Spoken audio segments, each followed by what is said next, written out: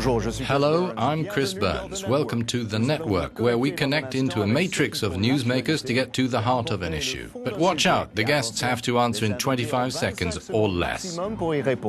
Let's take a look at our theme of the day. 2 years after the Arab Spring, which saw the fall of the old regime and brought democracy to Tunisia, life remains difficult for a large part of the country. The Islamic government of President Moncef Marzouki, led by the moderate Ennahda party, has so far failed to revive the economy. Unemployment and inflation remain high. The murder of a government critic, Chokri Belaïd, in February sparked demonstrations. The government is fighting against the Salafists and other Islamist extremists, but the opposition remains deeply divided, and the Salafists are demanding an Islamic state to replace this emerging democracy. Will the elections that will be held later this year change the political landscape, or is Tunisia destined for more instability? And what role should the EU play in stabilising the new Tunisia and other governments in the region?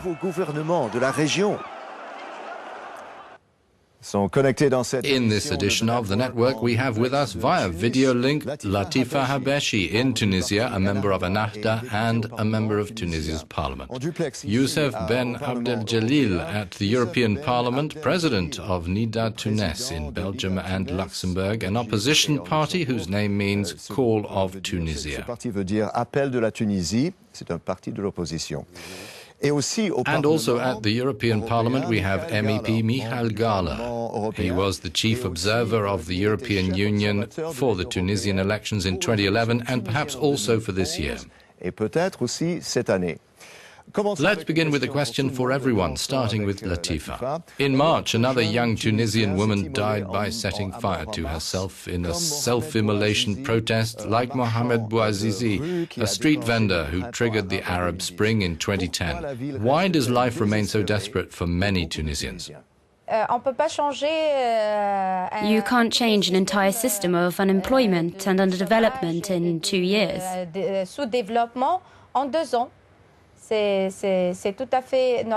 That's to be expected. Despite a drop in the unemployment rate, we cannot solve all the problems in 2 years. Youssef, 2 years is not enough to change things?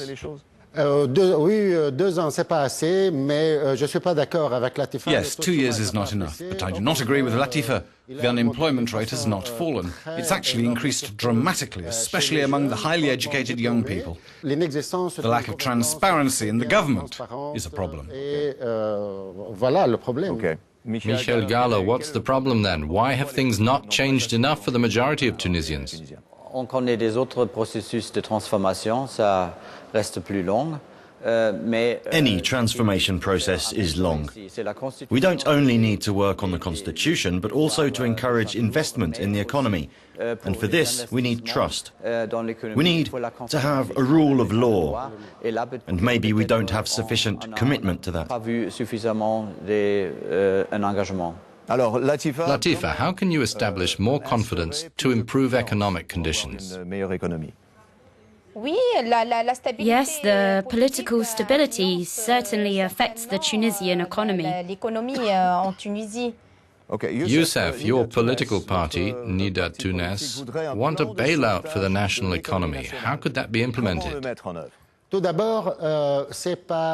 First, it requires the introduction of some security in Tunisia. Security will be the foundation for attracting investment from all over the world.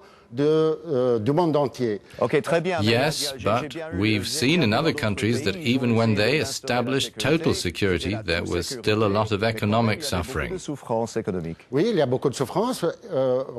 Yes, there's a lot of suffering. For example, we have 2 million people working in the tourism sector, but because of the insecurity in the country, tourists are not coming anymore.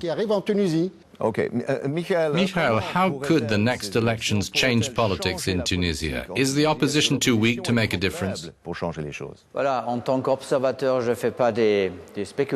As an observer, I can't really speculate. But we have seen the polls. We can see the dissatisfaction of many people. But I hope that this time we will see a higher rate of participation. In the last election, the rate was 52%, which is not high for a country in transformation. Latifa, how could these elections change things?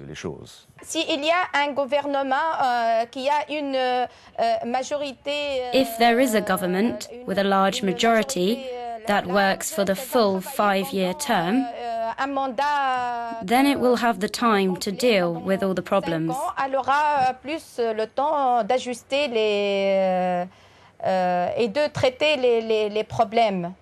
Youssef, the opposition is divided. How could a large majority be reached?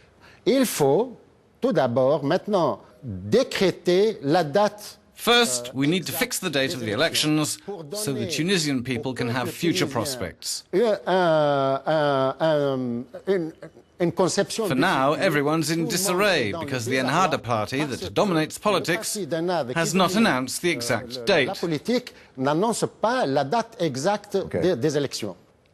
On another subject, Michal, is it possible to pacify the Salafist movement who are demanding a greater role for Islam in the country? If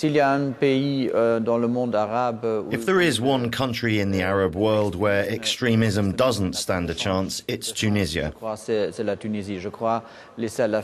believe the Salafists have made a lot of noise, but they're not supported by the people. But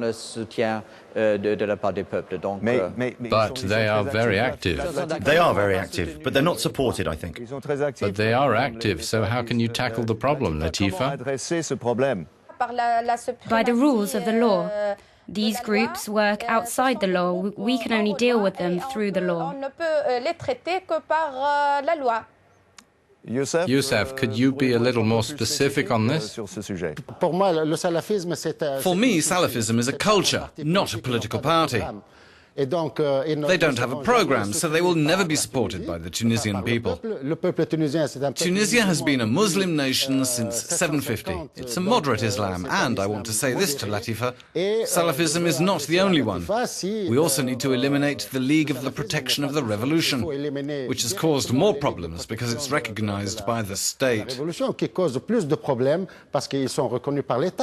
Latifa, what do you say to that? There isn't a problem with Salafism. We can't talk about a Salafist threat, but a threat to public order from people who are outside the law. Once again, we can solve this problem by applying the law.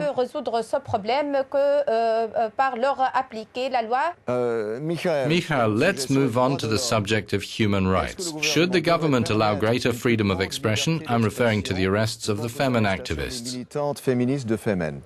Voilà, avec plus de liberté viennent aussi ceux qui with more freedom, there are going to be more people who want to test this freedom. Ce n'est pas à moi de décréter les limites en détail. It's not my place to set the limits.